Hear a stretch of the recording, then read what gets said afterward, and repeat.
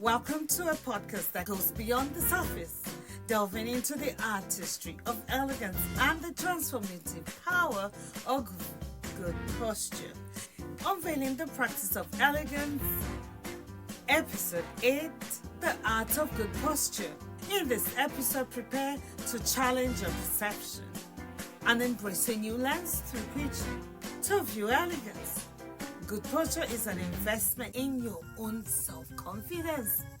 Arnold Schwarzenegger, that's a quote from him. Self-confidence is not about being arrogant.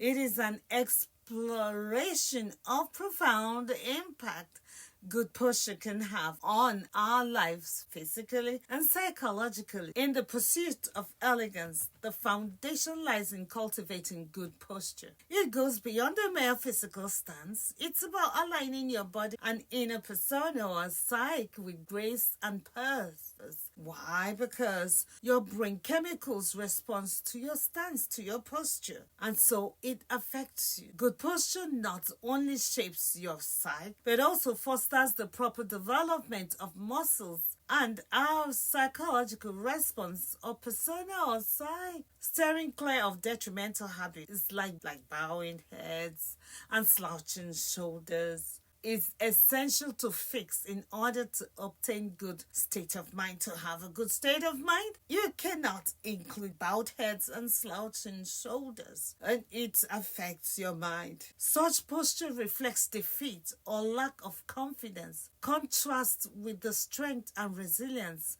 we aspire to embody. A bowed head may symbolize defeat, hopelessness, or humiliation, while an upright posture signifies resilience and confidence. And you see, I remember reading an article from Coach K, the renowned Duke basketball coach, over 20 years of coaching. There was a game that the Duke team was losing, and he shared with them the principle of a proper posture that signifies resilience and confidence. He learned from Federer, and Federer thrilled us with his game of lawn tennis. He won so many trophies and championships. I didn't know Federer knew about this. I was thrilled, and so I kept the story for a podcast to share it, because the Duke team were able to transform their game. They won the game when Coach K spoke to them about their confidence, aligning their posture, shifting their shoulder, not slouching, etc. It shifted their mindset. It shifted their psyche. They pursued the game with resilience and confidence, and they won it. Elegance calls us to lift our heads with confidence, with being humble, avoiding a posture that reflects defeat and confusion. Of course, true humility is an attitude that aligns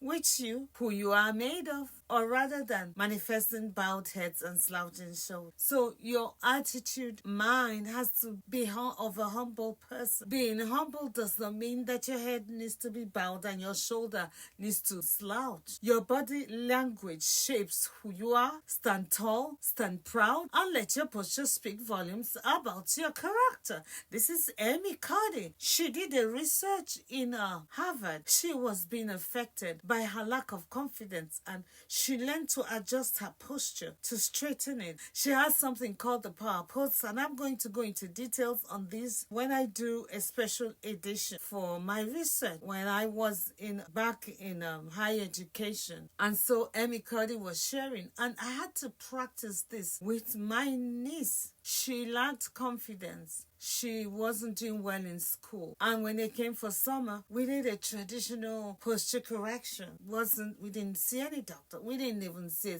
a therapist. She just changed her posture. So we began to practice. Before the summer was over, she got it back. Amy Cuddy shared her own personal experience, and therefore lift your drooping hands and straighten your weak knees. Why? When confidence is disappearing, fear comes, and it starts from the feet. Sometimes people's knees are so shaky. Remember those cartoons when they draw someone in fear, their legs are rocking and knees are knocking together. We need to straighten the weak knees And no drooping hands, flopping it around, no. And make straight path for your feet like a military person, like a military stance, a military walk, so that what is lame may not be put out of joint, rather than be healed, so that the lameness, the defeatist state of mind and a physical defeatist appearing will disappear. It reverses. It always reverses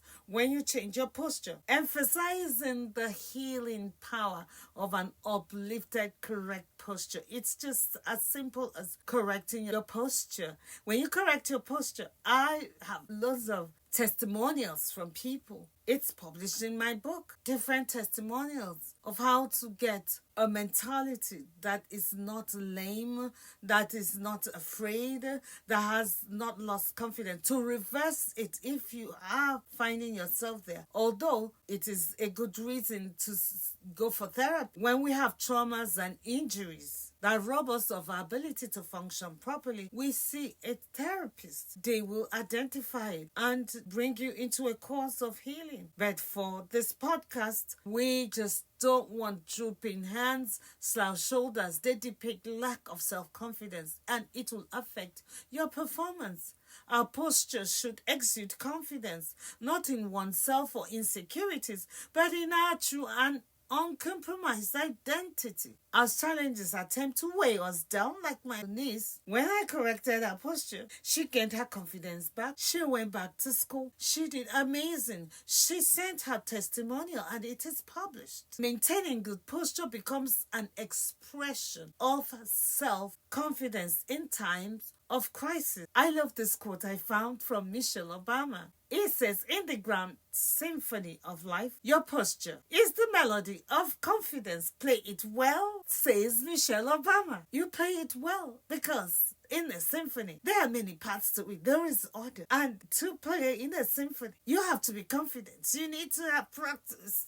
And so we here learn to practice self-confidence to obtain or work in it. We adjust our posture. We adjust our posture to maintain that confidence. We practice, like in the symphony. We practice, we rehearse, we prepare. And then if you meet a challenge, you take a stand of a military person.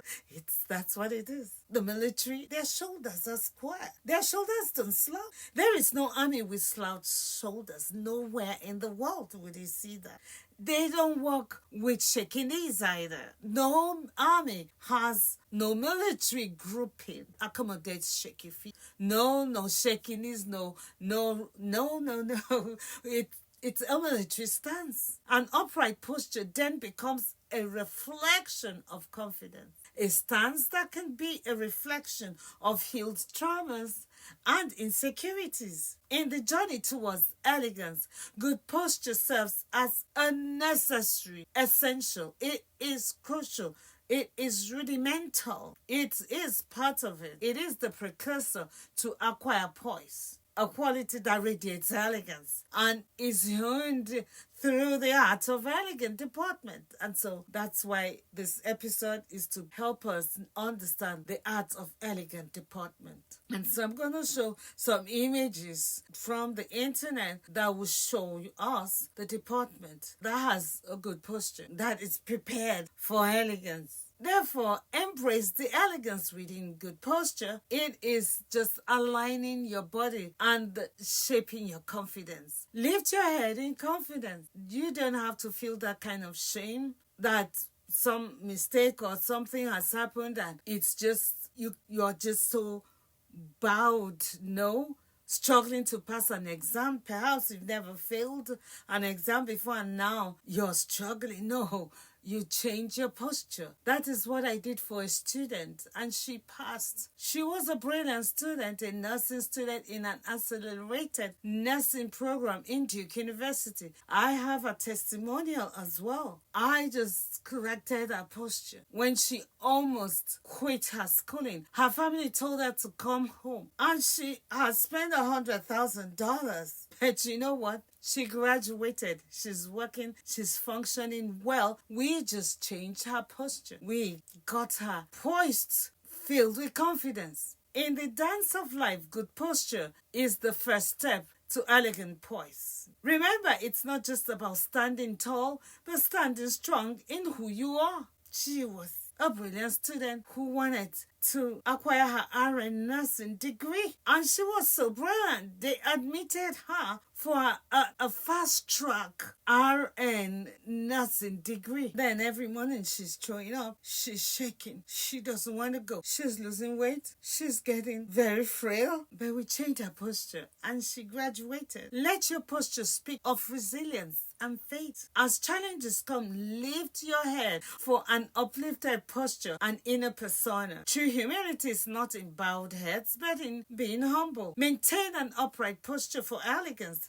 Begin with the strength found in a confidence walk. Elegance is not just an appearance, but is in your posture. So you start with good posture, then you acquire proper poise. Then you can learn the pose and etc. and other things about elegance, your etiquette, your good manners, etc. Your confidence reflects that assurance and confidence, not arrogance.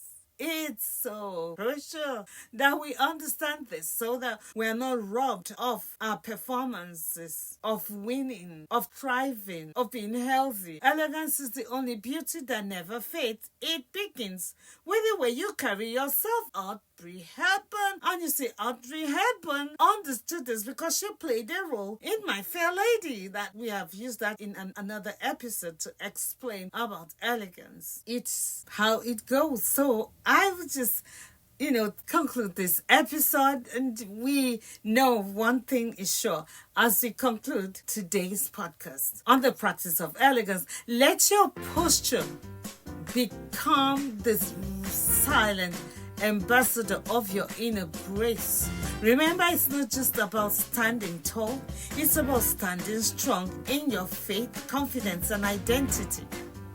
Embrace the art of good posture, and may your journey towards elegance be a symphony of resilience, faith, and radiant poise that transform every step into a dance of grace. Keep practicing, keep standing tall, and let your elegance inspire the world around you. And so as we end today, thank you for joining me on this episode. This is a fundamental episode for us to acquire elegance. And so keep practicing, keep being elegant. Until next time, stay with good posture.